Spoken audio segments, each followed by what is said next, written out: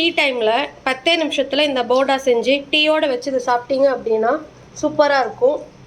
செஞ்சு சாப்பிட்டு பாருங்கள். வாங்க அதுக்கு என்னென்ன பொருள் தேவைன்றது வீடியோக்குள்ளே போகலாம்.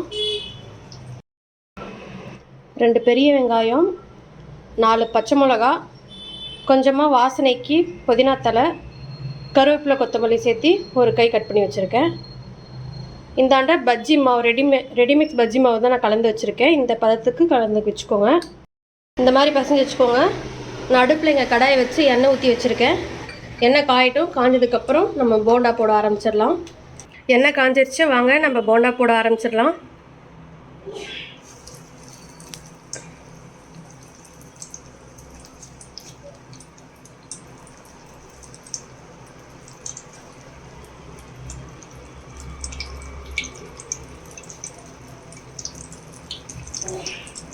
இது வேகட்டும். வெந்ததுக்கப்புறம் நம்ம வேறு ஒரு பிளேட்டுக்கு மாற்றிக்கலாம்.